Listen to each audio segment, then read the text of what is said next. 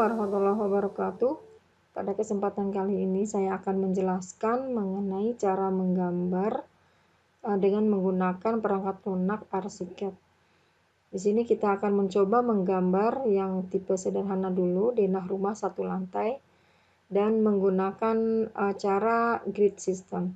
Kita siapkan terlebih dahulu perangkat lunak Archicad-nya. Setelah dibuka akan muncul tampilan seperti ini.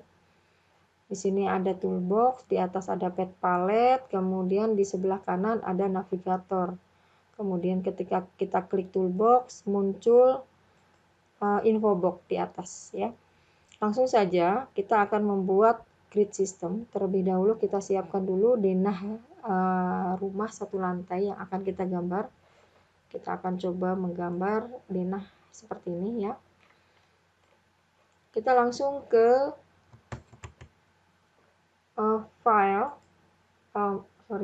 design, kemudian grid system. Pertama yang harus kita sangat perhatikan adalah kita menggambar di tempatnya itu di mana.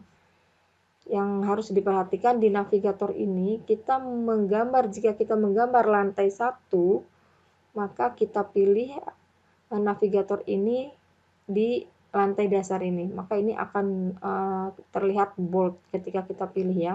Kalau kita pilih lantai 1, maka dia akan tebal tulisannya. Di sini kita akan menggambar denah itu di lantai 1 atau lantai dasar. Kita klik lantai dasar, maka akan terlihat di atas ini kita kerja di lantai dasar. Langsung saja kita akan membuat grid system dengan cara klik design, kemudian grid system. Nah, di sini akan muncul bagian-bagian yang harus kita setting. Yang plus ini menandakan bahwa komponen seperti balok, kolom, dimensi akan muncul secara otomatis ketika kita sudah setting. Kita akan setting terlebih dahulu kolomnya. Maka ini checklist terlebih dahulu untuk kolom, kemudian klik setting. Kita gunakan ukuran kolomnya 15-15, kemudian klik OK. Kemudian ini yang kedua adalah beams, kita klik di bagian setting. Beam itu adalah balok ya, kita gunakan balok ukuran 20-15. Kita klik OK. Kemudian dimension tidak perlu kita rubah. Kemudian grid elements ini juga kita rubah. Kalau misalnya sekelilingnya mau memunculkan dimension sekeliling, maka di markers ini kita checklist 4-4-nya. Tapi untuk kesempatan kali ini kita checklist 2 saja. Kemudian naming rules. Naming rules ini penamaan garis-garis horizontal dan vertikal. Untuk garis horizontal diberikan nama huruf, yaitu A, B, C, D. Dan yang vertikal menggunakan angka 1, 2, 3. Kemudian, nah yang di bagian grid position inilah yang harus kita sangat-sangat perhatikan. Ya, berdasarkan dari denah, layout denah yang akan kita buat, yaitu penggambaran seperti ini. Garis paling bawah adalah garis horizontal. Ini adalah di titik 00.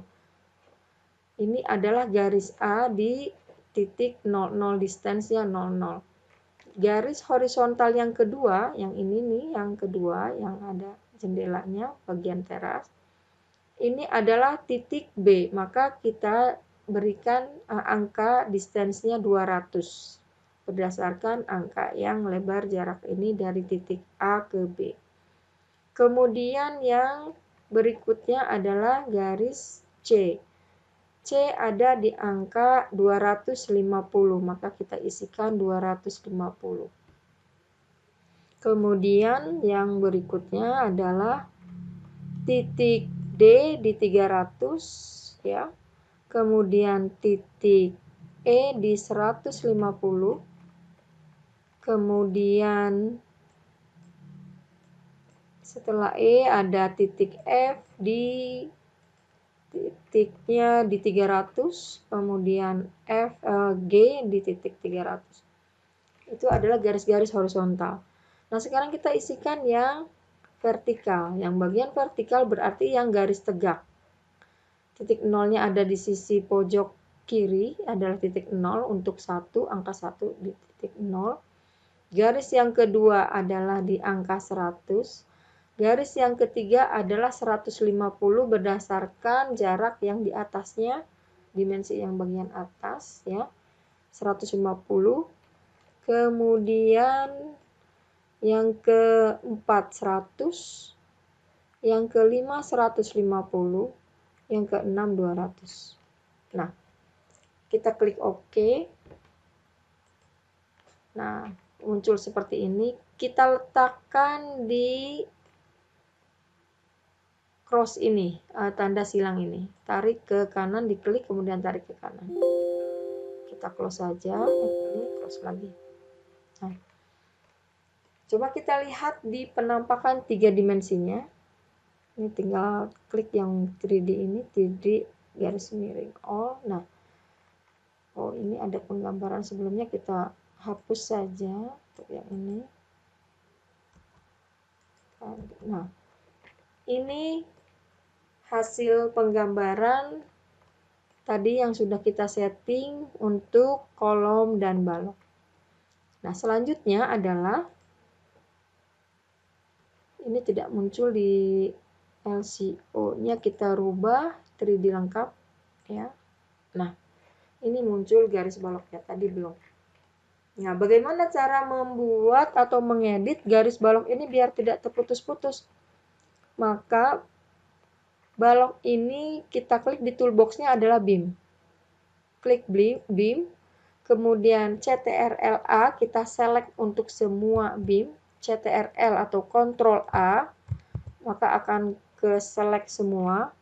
Kemudian kita panggil setting dialognya CTRL-T. Nah, di sini floor plan and section-nya di bagian overhead yang outline sini ya. Di bagian overhead lines muncul garis putus-putus, kita klik saja di sini. Kita ganti ke solid line. Kemudian klik OK. Maka kita escape, maka garisnya akan muncul solid. Nah, itu adalah cara bagaimana menggambar denah dengan menggunakan grid system. Demikian untuk penjelasan pada kesempatan kali ini. Nanti kita akan lanjutkan mengenai bagaimana cara menempatkan dinding, kemudian lantai, pintu, dan jendela di pertemuan berikutnya. Terima kasih. Assalamualaikum warahmatullahi wabarakatuh.